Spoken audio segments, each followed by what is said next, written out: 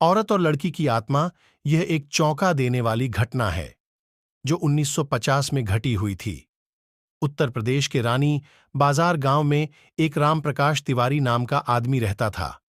उसकी 5 साल की लड़की थी। उसे कैंसर की बीमारी थी और उसकी कई जगह से इलाज कराने के बाद भी वह जिंदा ना बच सकी। रात के 1 बजे उसकी मौत हो गई।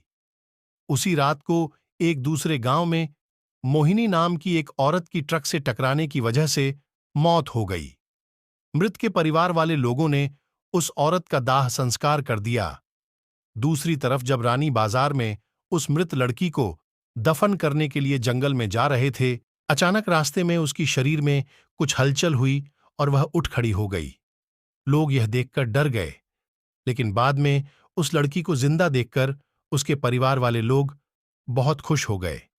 लेकिन लोगों को यह पता नहीं था कि उस लड़की के शरीर को किसी और की आत्मा ने जकड़ लिया है।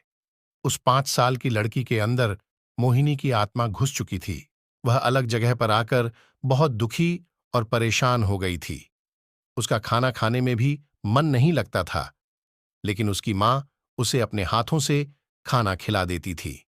एक दिन वह लड़की अपनी मां के साथ उसके मामा जी के घर जा रही थी और रास्ते में अचानक वह जगह आई जहां मोहिनी की ट्रक से मौत हो गई थी।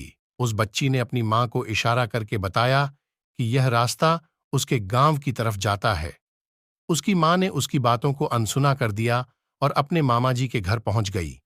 उसके मामा जी के घर के पास मोहिनी के गांव की एक औरत को सिमरन किसी काम से आई हुई थी। नाम सुनकर मोहिनी की आत्मा ने उसको पहचान कर सिमरन को आवाज देने लगी। उस लड़की ने उसको अपनी पूरी घटना बता दी और बोली कि मेरी मौत से पहले ही मेरे घर वालों ने मुझे जला दिया और इस बच्ची की खाली शरीर को देखकर इसमें रहने लगी।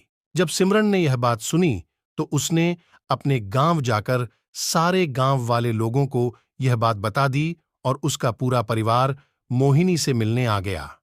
उस लड़की ने सबको पहचान लिया और वह अपने पूरे परिवार के साथ अपने गांव चली गई और उसने वापस रानी बाजार आने के लिए मना कर दिया, लेकिन लोगों के समझाने पर वह मान गई। इस तरह वह दोनों परिवारों के साथ रहने लगी।